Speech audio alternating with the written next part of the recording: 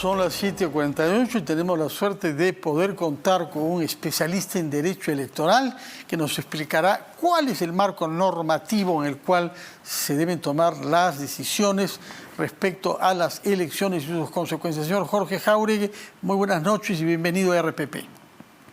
Fernando, muy buenas noches. Es un gran placer estar a sus órdenes. Encantado. Sí, la primera pregunta tiene que ver con una cierta opinión que he escuchado, sobre todo en redes sociales y otros ambientes, de personas que se sienten descontentas con los dos candidatos que pasarían a la segunda vuelta y que entonces proponen, ha sucedido ya en otras oportunidades, ¿no?, promover un voto en abstención, en la creencia de que eso podría impedir que lleguen al poder los dos candidatos que han pasado a la segunda vuelta. Explíquenos, por favor, qué dice nuestro marco normativo sobre los porcentajes de abstención y los casos en los que una elección podría ser declarada inválida.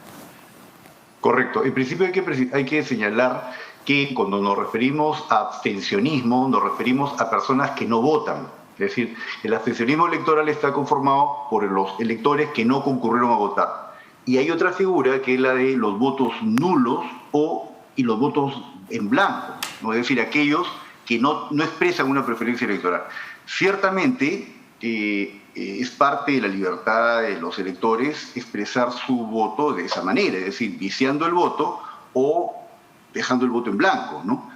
Sin embargo, hay que señalar que la Constitución, en su artículo 184, establece una suerte de umbral o valla bien alta para que un proceso electoral se anule por razón de votos nulos o blancos. O sea, tendría que del total de votos emitidos, las 2/3 partes, que es una cantidad muy grande, debe corresponder a votos nulos o blancos sumados o separadamente.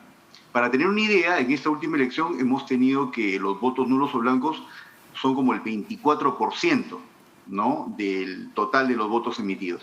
Eso implica que no llega ni a un tercio, ¿no?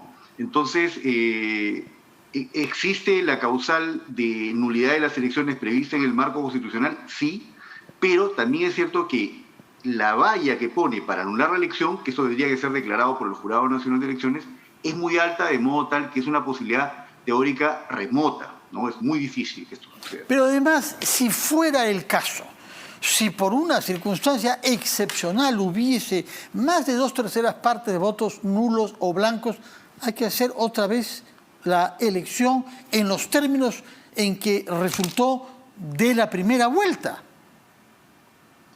Correcto. Ahí hay que señalar que no hay una precisión ni en la Constitución ni en la Ley Orgánica de Elecciones sobre esto. La norma lo que establece, tanto constitucional como la Ley Orgánica de Elecciones, es que se anula la elección, dice, y se convoca una elección. La segunda vuelta se anula, la segunda vuelta, no la primera. Mire, no lo dice exactamente, pero me parece que podríamos inferir que sería solo la segunda vuelta. ¿Por qué? De manera que tendrían que postular los dos mismos. Correcto, porque existe un principio que se llama el principio de conservación del voto. Habiéndose producido ya un proceso electoral que no ha sido, una jornada electoral, una elección, que no ha sido, sujeta a estas causales de nulidad, no tendría por qué anularse la primera vuelta. De modo tal que, como usted bien lo señala, me parece, y estamos acá interpretando el derecho, porque como le decía, hay una suerte de vacío, ¿no?, normativo, no podría anularse la primera vuelta, sino solamente la segunda, ¿no? Otra circunstancia que requiere una aclaración jurídica de un especialista como es usted, tiene que ver con el caso de algunos grupos parlamentarios, no se les puede llamar todavía bancadas, que han obtenido representantes, pero que no lo suficientes para hacer una bancada ni guardar una franquicia electoral. Explíquenos esta situación, por favor. Correcto. Lo que sucede es que acá hablamos de dos instituciones distintas, Fernando. Una es la barrera electoral, que es el umbral legal que los partidos deben superar para alcanzar escaños. Y 5% del universo electoral. Correcto. 5% de los votos válidamente emitidos. Para el Congreso. Para el Congreso, exactamente. O 5% del total de escaños, o sea, 7 en más de una circunscripción. Si un partido político alcanza cualquiera de los dos requisitos, pasa barrera e ingresa al procedimiento de distribución de escaños y accede a escaños. Pero otra institución es la de que se conoce como la de inscripción o causales para, digamos, eliminar la inscripción del partido político en el registro de organizaciones políticas que administra el Jurado Nacional de Elecciones.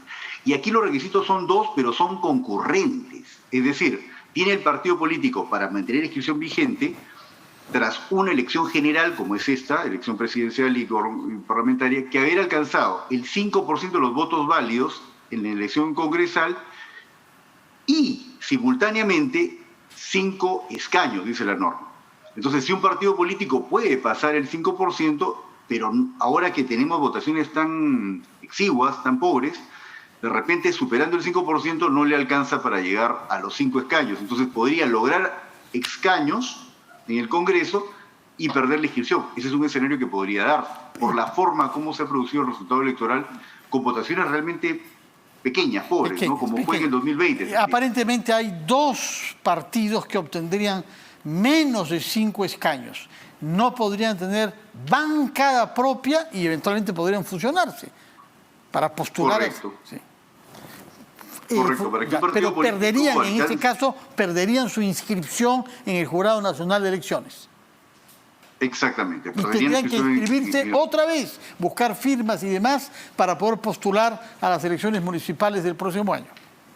Correcto. Que hay que señalar que tampoco es una situación tan complicada porque, por suerte, en las últimas reformas de la legislación electoral que se han hecho, se eliminó esta exigencia absolutamente innecesaria, ¿no? Inconveniente, de las firmas de adherentes, que era una invitación para que se cometan ahí una serie de irregularidades, porque se generaban fábricas de firmas, se ha visto algunas denuncias, casos, ¿no? Por suerte ahora no hay esto y entonces lo que tienen que presentar fundamentalmente los partidos políticos son comités partidarios, además de un estatuto, ¿no? Y además una relación de afiliados que debe ser correspondiente al 1% del último padrón electoral. De acuerdo. Estamos hablando de 24 millones de electores. 24.000 personas. Otro problema jurídico que desafía a los analistas es lo que podría suceder con algún candidato que resultara elegido, todavía no proclamado, pero en fin, con la votación, y que sin embargo fuera inhabilitado por el Congreso. Digamos por caso el señor Martín Vizcarra, porque se prevé que podría ser el congresista con más alta votación. Creo que no llega a los 200.000 votos, mucho menos que lo que se ha obtenido en elecciones anteriores, pero podría ser elegido con la más alta votación. Y sin embargo sabemos que el Congreso tiene una sesión prevista para decidir si lo inhabilita para ejercer toda función pública. Por adelantado, el señor Vizcarra ha presentado algunas demandas cautelares. Explíquenos el marco normativo de este caso concreto, por favor. Correcto. Ahí habría que separar 2 aspectos diferenciados. El proceso electoral en el cual el señor Vizcarra, bueno, ya incluso aparentemente, porque ahora estamos hablando especulativamente, no hay una proclamación de resultados, por lo tanto no tenemos datos objetivos, ¿no? Pero aparentemente habría sido elegido con una votación muy alta. Entonces, del proceso electoral no puede ser retirado, pero la dificultad va a ser para que asuma el cargo y juramente. Esto se produce el 27 de julio. Acá el 27 de julio, si es inhabilitado, no podría digamos, juramentar y por lo tanto asumir el cargo, ¿no? Pero, como usted bien lo señala, tratándose de derechos fundamentales, como es el caso de una inhabilitación, y habiendo el señor Vizcarra interpuesto una demanda de amparo, que me parece estaría admitida, no he visto las últimas informaciones en la prensa, pero habría la posibilidad teórica que interponga ahí también, o solicite más bien una medida cautelar que pueda suspender el efecto de la inhabilitación, con lo cual se generaría una ventana de oportunidad para que sí pueda juramentar y asumir el cargo. Pero claro, estoy hablando sobre hipotéticos, sobre escenarios. De acuerdo. Un último tema, antes de que nos venza el tiempo, que tiene que ver con la propuesta que ha lanzado uno de los 2 eventuales candidatos a la segunda vuelta de convocar a una asamblea constituyente. ¿Cuál es la modalidad en la que una idea de este tipo sería viable en nuestro marco jurídico y constitucional? Bueno, como un gesto político es perfectamente, digamos, coherente, pero como desde una perspectiva de orden constitucional, la propia Constitución del año 93, la Constitución política vigente, establece los mecanismos para su reforma. y para eso está la Comisión de Constitución del Congreso de la República. Entonces no habría necesidad, desde el punto de vista de la ingeniería constitucional peruana, de convocar a una asamblea constituyente para hacer una reforma de la Constitución.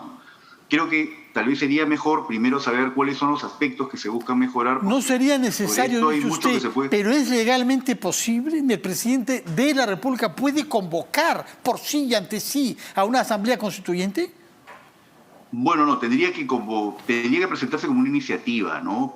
Tendría el Congreso que votar con una mayoría calificada esa decisión. El presidente tiene iniciativa legislativa, ¿no? Tiene iniciativa legislativa para... Es decir, propone al Congreso para que el Congreso vote, pero no la puede convocar él si no hay una ley votada con una mayoría en el Parlamento.